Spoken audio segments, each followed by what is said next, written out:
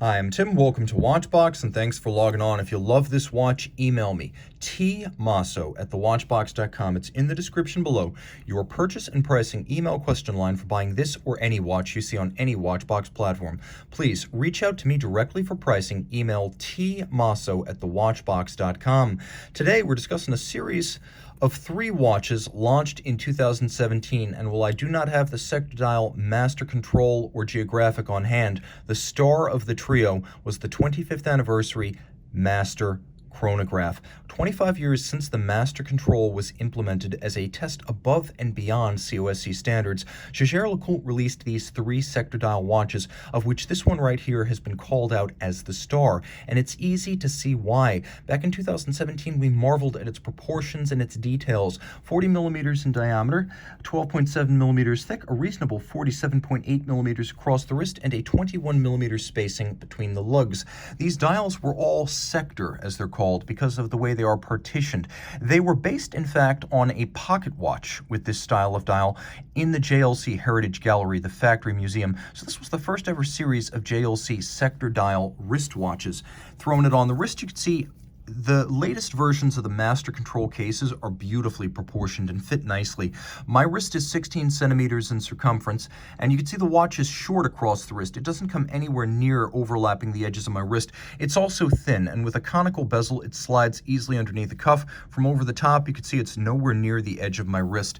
Taking a look at the hardware and the software, playing off the blue accents of the dial, we have a slightly brighter than navy blue, but not quite cobalt. Let's call it aged ultramarine blue, large rectangular scale alligator leather strap. You can also see that it features a folded edge, a monotone stitch, and a small amount of bolstering to give it some volume. It's a matte finish, and then on the underside you can see this is a brand new JLC factory strap, calfskin on the bottom, made in France. Camille Fournet is the OEM supplier of straps to JLC. You can see there is a pull tab underneath each side so that you can easily and quickly remove the strap from the case without resort to a tool. That allows you to clean easily, but also to swap straps.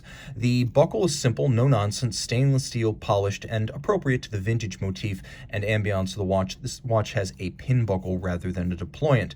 The lugs are beautifully tapered. This is one of the big changes from the Master Control cases of the 2000s to the 2010s. The lugs are much more highly tapered. There's a little bit of a transitional bevel. They're no longer huge and somewhat brutal the way they were during the 2000s when JLC had one case shape for dress watches and sports watches equally. This is a dress watch case design, and the watch is better off for it. Satin finished mid-case, polished lug hoods. You can see that the bezel is slightly stepped in from the case band. This is a trick that some designers use in the industry to pair the visual mass, because if it were drawn out, the side would appear more massive and sheer.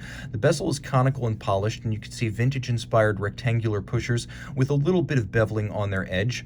With a simple JLC logo push-down crown, the watch is 50 meters water-resistant, but with a push-down crown rather than a screw-down crown, I would not recommend swimming with it.